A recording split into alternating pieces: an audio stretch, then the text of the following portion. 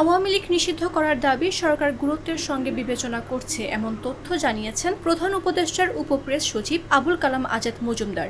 শুক্রবার এক বিবৃতিতে এ তথ্য জানান তিনি। বিবৃতিতে বলা হয়, সম্প্রতি বিভিন্ন রাজনৈতিক দল, সংগঠন ও জনগণের পক্ষ থেকে স্বৈরশাসন ও সন্ত্রাসী কার্যক্রমের অভিযোগে আওয়ামী লীগ নিষিদ্ধ করার যে দাবি উঠেছে তা সরকার গুরুত্বের সঙ্গে বিবেচনা করছে। এ বিষয়ে সরকার রাজনৈতিক দলগুলোর সঙ্গে এরই মধ্যে যোগাযোগ স্থাপন করেছে। তাদের সঙ্গে আলোচনা করে দ্রুত সিদ্ধান্ত নেবে। এক্ষেত্রে আওয়ামী লীগ নেতা ও সমর্থকদের সন্ত্রাসী কার্যক্রমের বিষয়ে জাতিসংঘের প্রতিবেদন সরকার বিবেচনায় রাখছেন। সে পর্যন্ত সবাইকে ধৈর্য ধারণ করার আহ্বান জানাচ্ছে সরকার। এরই মধ্যে সরকার জনদাবির প্রতি সম্মান জানিয়ে প্রচলিত আইনের অধীনে সন্ত্রাসী সংগঠন ছাত্রলীগকে নিষিদ্ধ করেছে বলে উল্লেখ করা হয়েছে বিবৃতিতে।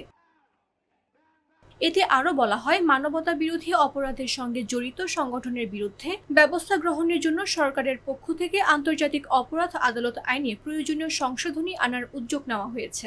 ফেসিবাদী সরকারের সাবেক রাষ্ট্রপতি ও হত্যা মামলার আসামি আব্দুল হামিদের বিদেশ গমন সম্পর্কে জনমনে ক্ষোভ বিষয়ে সরকার অবগত।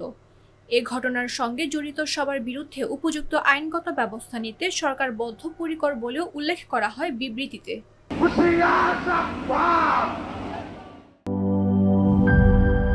একনল হ্যান্ড ওয়াশ 100% প্যারাবেন ফ্রি, তাই নিরাপদ হাতের জন্য আস্থা রাখুন একনলে।